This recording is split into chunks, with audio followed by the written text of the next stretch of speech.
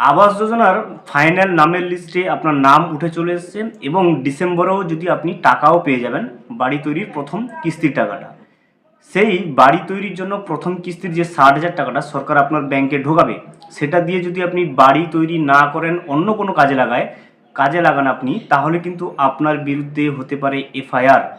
এমনটাই কিন্তু সরকার থেকে নির্দেশ দিয়েছে। বুঝতে পারলেন যে বাড়ি তৈরির জন্য যে টাকাটা দেওয়া হবে প্রথম কিস্তির 60,000 টাকাটা অবশ্যই আপনাকে বাড়ি তৈরির কাজেই লাগাতে হবে। সেটা যদি আপনি অন্য কোনো কাজে লাগান, সরকারের পক্ষ থেকে আপনার জন্য কিন্তু হতে পারে আপনার বিরুদ্ধে এফআইআর।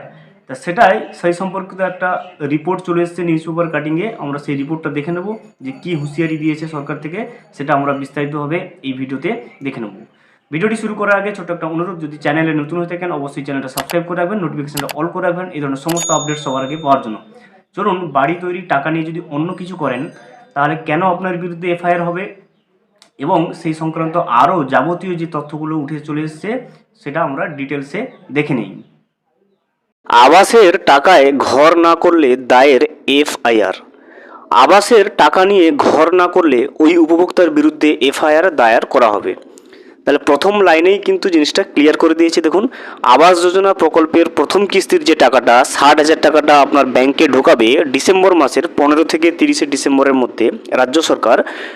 তো সেই টাকা দিয়ে আপনি যদি আবাসের ঘর না তৈরি করেন তাহলে কিন্তু আপনার বিরুদ্ধে এফআইআর দায়ের করা হবে। সাফ জানিয়ে দিলেন উত্তর 24 পরগনার হাসনাবাদ ব্লকের ভেদিয়ার পঞ্চায়েত প্রধান অলিউল মণ্ডল। বৃহস্পতিবার এক অনুষ্ঠানে যোগ দিয়ে এমনই কড়া বার্তা দেন পঞ্চায়েত প্রধানের এই হুঁশিয়ারির পর আবাস যোজনার টাকা নিয়ে নয় ছয় করার প্রবণতা কিন্তু অনেকটাই বন্ধ হবে বলে অনেকেই মনে করেছেন। আবাস যোজনায় দুর্নীতি রোধে রাজ্য সরকার বেশ কিছু পদক্ষেপও কিন্তু ঘোষণা করে দিয়েছে। প্রয়োজন হলে উপভোক্তার বিরুদ্ধে মামলাও করা যেতে পারে। সুন্দরবন লাগোয়া হাসনাবাদ ব্লকের বিভিন্ন পঞ্চায়েত এলাকা থেকে আবাস যোজনার টাকা নিয়ে ঘর না করার বেশ কিছু অভিযোগ কিন্তু উঠেছে। তাহলে এরকমভাবে কিন্তু আগে রিপোর্ট এসছে যে আবাস যোজনায় নাম উঠে চলে এসছে এবং আবাস যোজনার বাড়ির টাকাও পেয়েছে, কিন্তু সেই টাকায় কিন্তু বাড়ি তৈরি করেনি। সেই সম্পর্কিত অনেকের বিরুদ্ধে কিন্তু অভিযোগ চলে এসছে। সেই জন্য কিন্তু এরকমভাবে হুঁশিয়ারি দিয়েছে যে আবাস যোজনার টাকা পেয়ে যদি আপনি বাড়ি তৈরি না করে তাহলে কিন্তু উপভোক্তার বিরুদ্ধে এফআইআর জারি হতে পারে।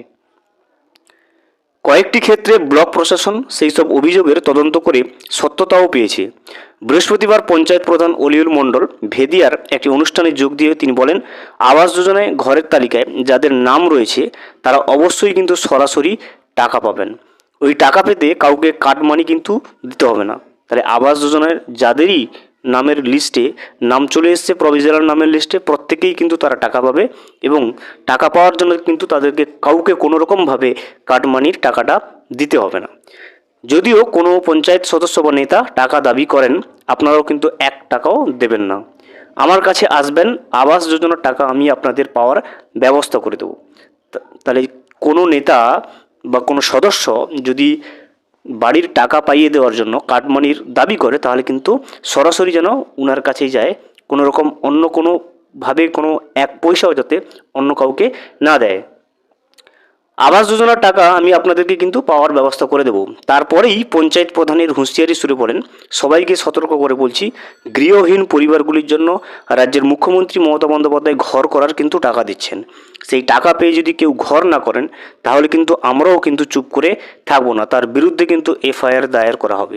তাহলে স্পষ্টভাবে জানিয়ে দিয়েছেন তিনি যে আবাস যোজনার টাকা পেয়ে বাড়ি তৈরি না করে যদি সেই টাকাটা অন্য কোনো কাজে লাগায় তাহলে কিন্তু তার বিরুদ্ধে মামলা করা হবে এবং এফআইআর দায়ের করা হবে। ভিডিওটি সম্পূর্ণভাবে দেখার জন্য অসংখ্য ধন্যবাদ। এখনো পর্যন্ত যদি চ্যানেলটা সাবস্ক্রাইব না করে থাকেন অনুগ্রহ করে চ্যানেলটা সাবস্ক্রাইব করে পাশে থাকবেন।